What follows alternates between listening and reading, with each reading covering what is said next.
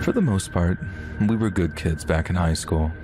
We never hit up the big parties and we never got in trouble, and usually spent most of our weekends just hanging in the basement playing board games or just sitting around in the backyard. On one specific night, I had a bunch of people over to my house, more people than usual. It was a beautiful night and we were all sitting outside just chatting and enjoying each other's company. When it started to get dark out, my one friend suggested that we play Manhunt, which for anyone who doesn't know is just basically hide and seek for adults.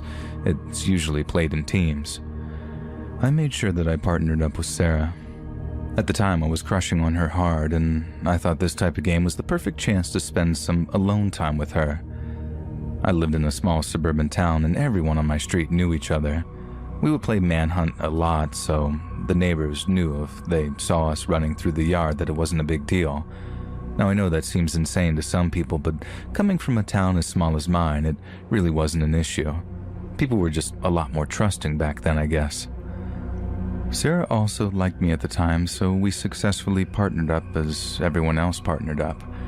And once we had all of our teams, we drew straws to see who the seekers were first. It wasn't us. I was so excited and a little nervous to be alone on such a dark night with Sarah. The two seekers went to the garage and started counting to 100. All the hiders scattered through the street and started to look for spots. And to make the game more interesting, we added a little wrinkle, you know. Instead of making it back to a safe location, inside the garage was a small flag that each team would have to retrieve. Once they retrieved it and successfully hid, the seeking team would lose. It was like a hybrid version of hide and seek and capture the flag. There were small rules as well, but they're not very important.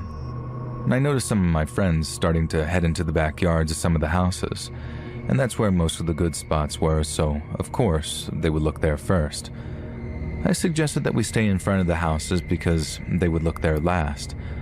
Sarah was all giggles and laughter and just agreed with whatever I said, and towards the end of the street was a smaller house. An older man lived there alone. His wife had passed away about 5 years ago. It's sad, but he really was a nice guy. And after she passed, he would go fishing a lot and would spend most of his time on or near the water.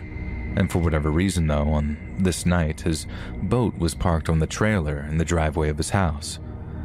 I pointed to it and suggested to Sarah that hiding underneath it would be an awesome place to hide. She agreed and we crawled underneath this massive fishing boat. While we were hiding under the boat, we were lying close together and just whispering some small talk. She said she was cold and she started to cuddle up to me. I remember thinking that this night couldn't get any better. A few minutes later, we heard footsteps running by and they stopped a few feet from the edge of the boat. We covered our mouths and tried to conceal our laughter. The person standing outside the boat started to shout in a bit of a whisper, "Hurry up!" And then suddenly another pair of footsteps could be heard running by the side of the boat. The voice was strange and I didn't recognize it, but I just guessed that my friend was trying to lower his voice to try and disguise it. The footsteps eventually disappeared into the dark night, and just as Sarah and I were going to make our move to capture our flag, we heard an older man screaming, "Help! Someone help me!" We crawled from underneath the boat, and we were terrified, and the sound of the scream was incredibly disturbing.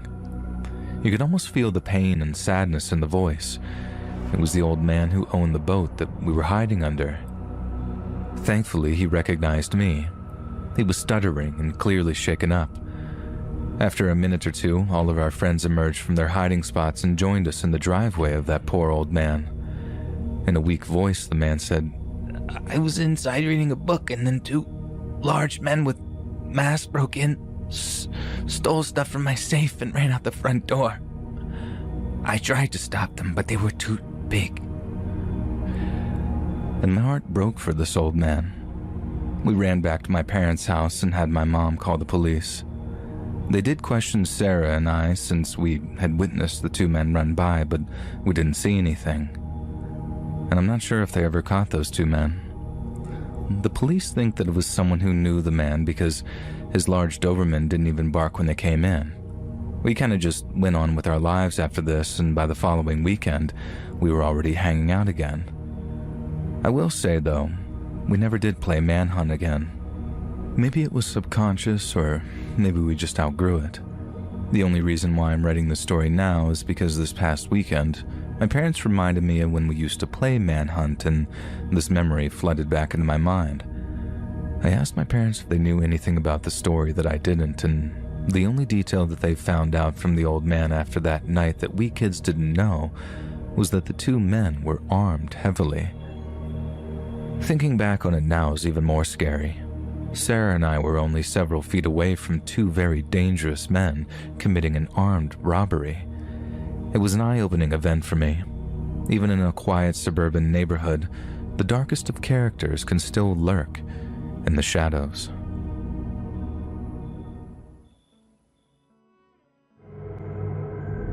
I'm from the East Coast, but I went to college at Washington State.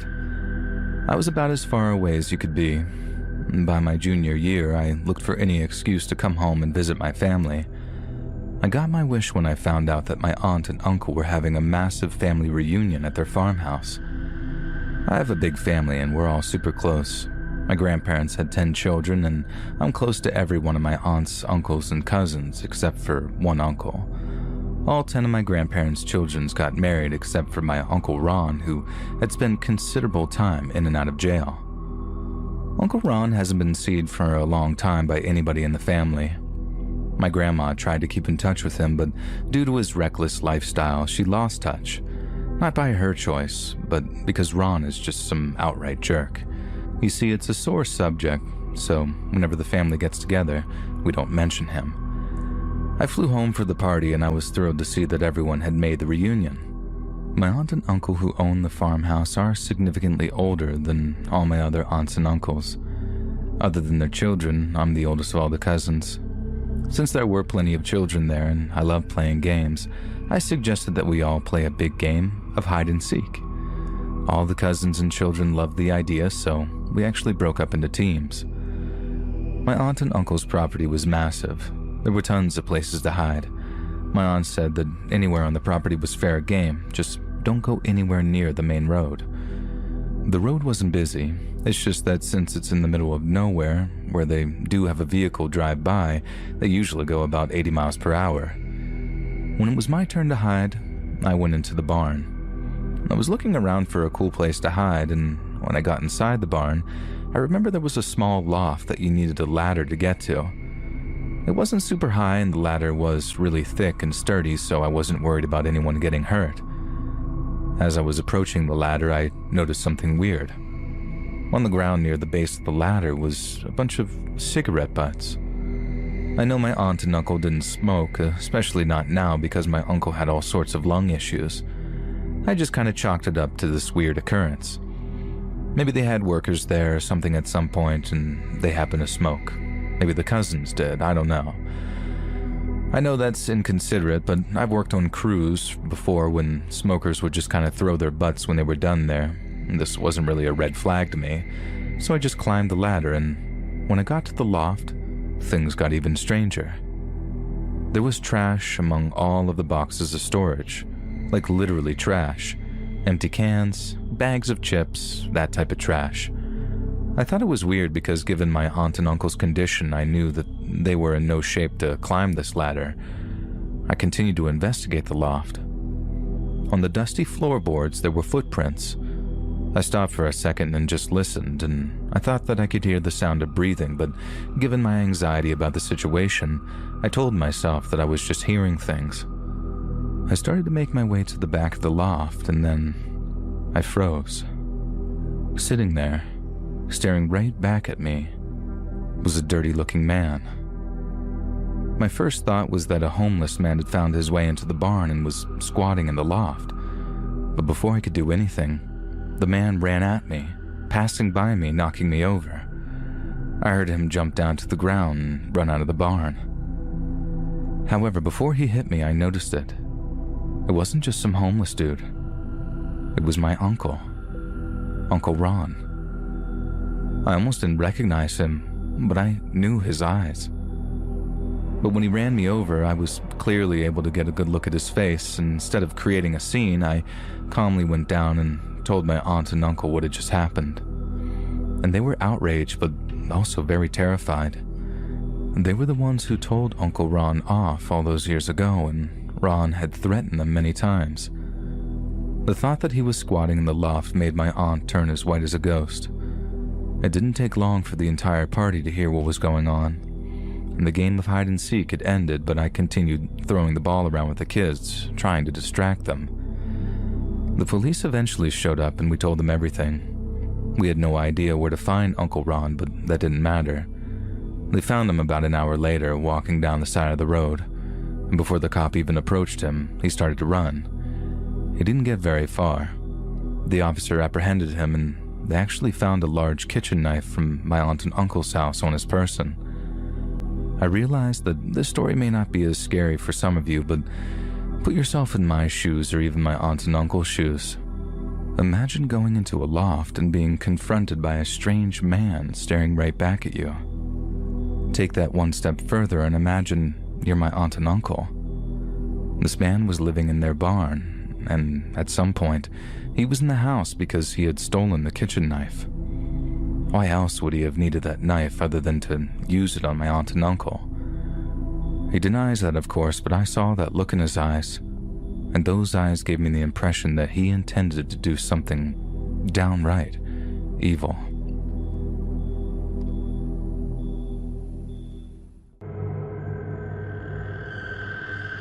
Who's up for some spine-tingling campfire tales? I asked the group, but Spencer visibly recoiled at the suggestion.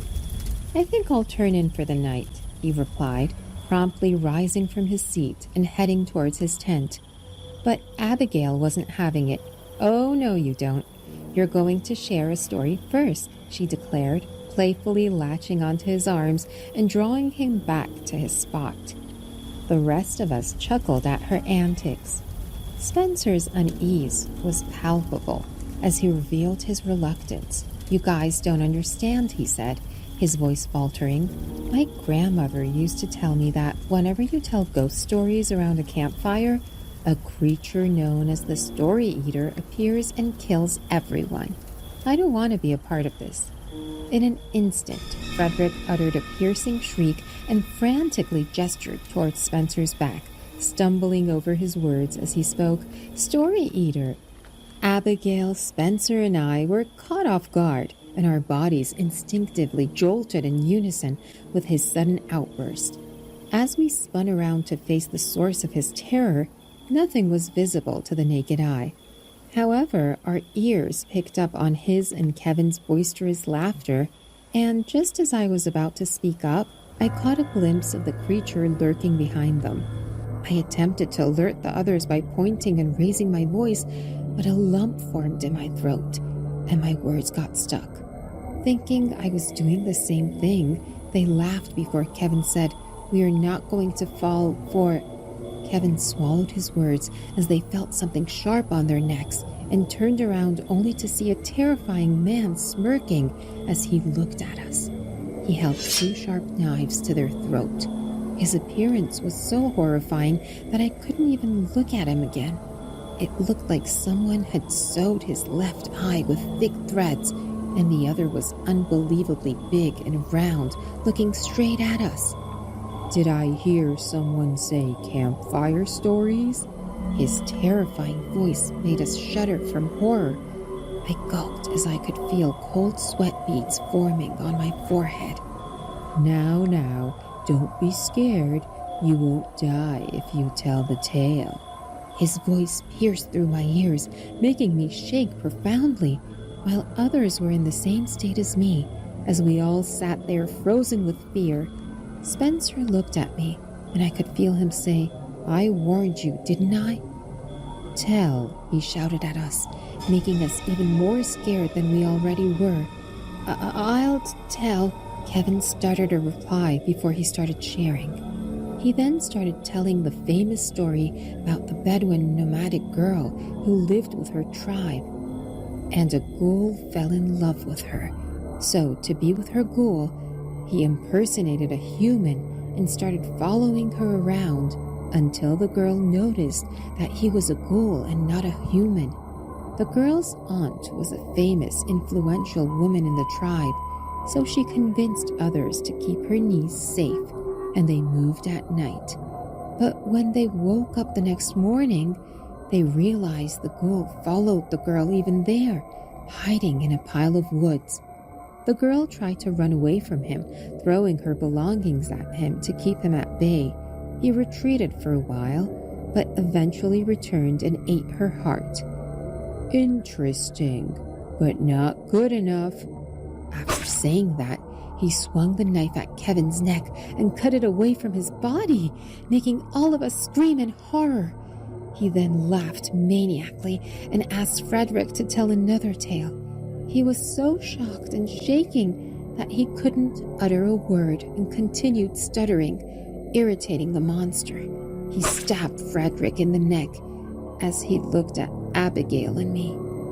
After looking at what he did to Kevin, I couldn't think of any story that could satisfy him.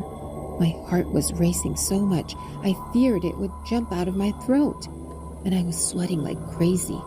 I know others were just as scared as me, but we had nothing that could save us from his monstrosity. We would die even if we tell the story. I didn't think we had any option from the beginning. I turned to see Abigail, who volunteered to tell another tale. She was trembling from head to toe as she started to tell the story of a woman whose house was west of the moon. If someone lost their way to the moon, she would lure them into her house, promising the weary travelers a good rest. She would then try to make them laugh, and if they did, she would jump at them. She would gut them with her knife and take out their liver and intestines to eat it. The only way they could escape her clutches was to eat their guts before she could get a chance to cook them. That way, their innards would return to their bodies. Her house is still said to be seen occasionally, and she still lures wanderers and eats their guts. The moment she finished her story, the monster of a man started laughing. Still, before he could do anything, Spencer spoke. I want to tell a story, but nothing can be scarier than tonight when a man suddenly appeared and killed 2 of our friends in front of our own eyes. His voice was shaking as he said that. I don't know what he was thinking, but I heard the monster's laugh grow louder, only fading into oblivion. I lifted my gaze to see why it was so quiet, and he was gone. Suddenly, Abigail started shaking me while calling out my name loudly while I looked at her in confusion. I blinked only to find myself surrounded by everyone, including Kevin and Frederick, whom I saw die before my eyes. What happened? You suddenly passed out, Frederick asked. I jolted up and looked around. That story eater was nowhere to be seen. I looked at Spencer, who seemed quiet, and said, I think we should turn in for the night. I'm sure everyone is tired. They all nodded their heads before heading to the tents.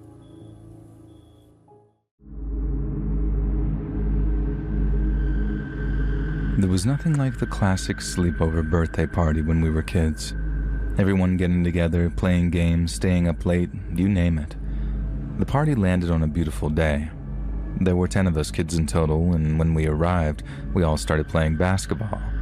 Since we were planning on playing PlayStation 2 all night, we decided to play outside and play basketball during the day since it wasn't raining or anything. We had a one-on-one tournament and played for quite some time. I don't know if kids still do this, but where we grew up, we pulled the hoop to the front of the house. We would have to get out of the road every time a car drove by, which wasn't that much. And while we were playing, we noticed this beat-up gray car drive by several times. Ordinarily, we wouldn't notice something like that, but because of the condition of the car and how many times he drove by, it was obvious. He didn't drive by us every minute either. It was every few minutes, so he wasn't just driving around the block before he would return and drive by again. And by the 4th or 5th time of him driving by, we were starting to get annoyed. Finally, the last time he drove by, he stopped at the end of the street. We all looked for a moment, but we started playing again a few seconds later. And then he started to reverse, and that's when we all got a little weirded out. He reversed until he was right underneath our basket, and he rolled down his window. He was some gross-looking guy. I just remember him having this nasty skin with a bad comb-over haircut, and in this really squeaky voice, he just says, "Hey fellas, you guys pretty good at basketball? I was actually on my way to the park to shoot some hoops, but I don't have a basketball.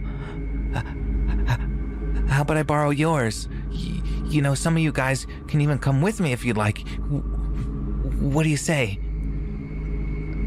Now I know this was bad news, and I didn't want anything to do with it. I looked at my friend and said that we needed to go inside now, and I implied that his mom wasn't going to be happy about us talking with a stranger. Most of us were quick to say no, realizing that this was a situation that we'd seen a million times talked about in school. A couple of friends were so naive that they didn't realize that this could potentially be a dangerous situation. I had to grab one of my buddies who was basically about to get into the passenger seat with the guy and one of our spare balls. We all started walking inside, even though the guy was still talking to us. The one thing I heard him say, and I remember it specifically freaking me out, was when he said, "Oh, come on, guys. I won't even tell your parents. You won't get in trouble." Even at that young age, I knew what this was, and I freaked out. We shut the front door, and I looked out the window. I saw the neighbor from across the street walk outside and started approaching the car, but he drove off before the guy could reach the car.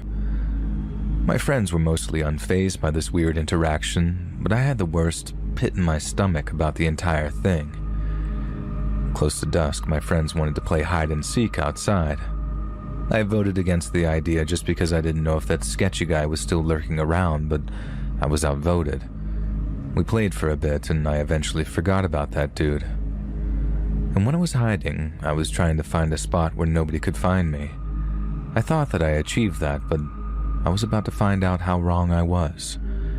Behind my buddy's fence was a narrow walkway between the back of his fence and the fence of the neighbor who lived behind him.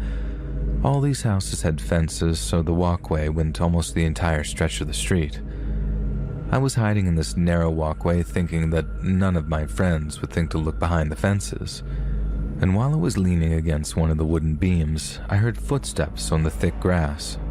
Since nobody mowed back there, the grass was pretty wild, and I looked down the path and saw someone walking in my direction, but it was just dark enough outside that I couldn't tell for sure who it was. When they got closer, I clearly saw who it was. It was the guy from the gray car, and he was approaching me with this big smile on his face, and in a voice a little louder than a whisper, he said, "Hey bud, how about that basketball? You guys don't seem to be using it now." I kept saying sorry that I didn't have one, and I continued stepping in the opposite direction. I could hear him breathing and moving faster toward me the more I moved away. And if you're wondering why I wasn't screaming and yelling for help, the answer now is because I was stupid, I guess. I was for sure scared, and I knew that this was bad, but for some reason I remember being scared that if I yelled, it would somehow make things worse. I don't know why. This was just my logic in the moment. I started to move faster down the narrow walkway, and I could hear him moving even faster than before. I don't know exactly how close he was, but I could hear his breathing, and it felt like he was right on top of me. And then I heard a loud voice yell, "Hey you, what are you doing? You know that kid?" I just kept running. I heard the guy chasing me say something under his breath, and then he jumped over one of the fences. I ran as fast as I could and shouted for all my friends to meet me back in front of the house. The neighbor emerged from the narrow path and knocked on the door of my friend. He talked to his mom for a little bit, and then she made us stay inside for the rest of the night. I was happy, but some of my friends were upset. And nothing more happened that night, and I never saw that guy or that car again. It wasn't until I was much older that I realized how scary and horrible this could have been. It was scary then, but it didn't traumatize me. I just think as a child I didn't understand the severity of the situation. Parents out there, just please watch your children. There truly are monsters hiding everywhere. Around the cemetery. There was an old cemetery in a place with hills and dense woods. It was not just a resting place for the departed, but also a place full of stories and memories. This cemetery was special, holding the history of the town and the lives once lived there. When the sun set, the gravestones cast long shadows, and the cemetery seemed to wake up with a silent energy. Tom, a curious teenager who loved adventures, was often attracted to the cemetery. His friends warned him about the spooky atmosphere and stories of restless spirits, but Tom wasn't scared. He believed that the answers to the town's mysteries were hidden in the tales written on the worn tombstones. One dark afternoon, when the sky was covered with heavy clouds, Tom decided to finally explore the cemetery. As he went through the creaky gates, he felt a strange coldness in the air. Ignoring it, he walked on the narrow paths lined with old oak trees that stood like silent guards. The gravestones had the names of the town's founders, who built a life in the wild land. Tom ran his fingers over the writings, feeling the cool touch of the engraved words. Each name had a story of love, of sadness, of success, and of course, sorrow. Tom found an old mausoleum under a big willow tree. The stone walls looked old and had stories from a long time ago. Tom bravely opened the creaky door and went inside, feeling like he was stepping back in time. When Tom opened the door, a dusty smell came out, and it smelled like those old times. Inside, the dim light showed many crypts in rows. Each one had been there for a long time. Tom could feel the history in the air, connecting to the stories written on the stones. While looking around inside the dark, Tom found something surprising.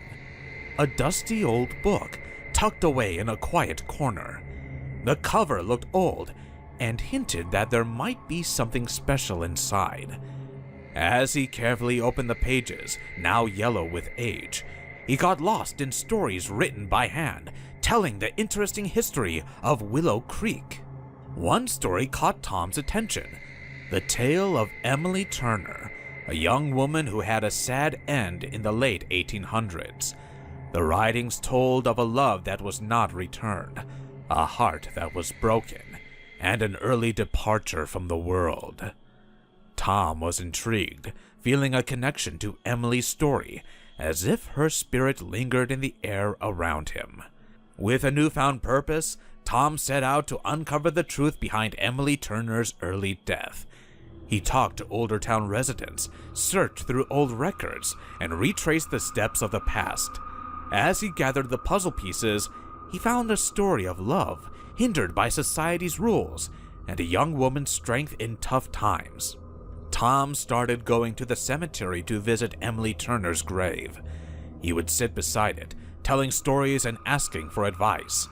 The longer he stayed, the more he felt a connection to the spirits. It seemed like the souls at rest found comfort in Tom's company, and the old stories turned into a gentle murmur that stayed with him during his journeys.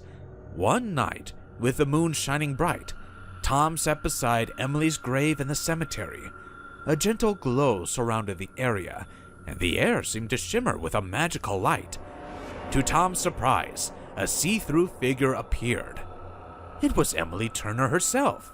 Her eyes showed both sadness and gratitude as she spoke to Tom and told the story behind her death.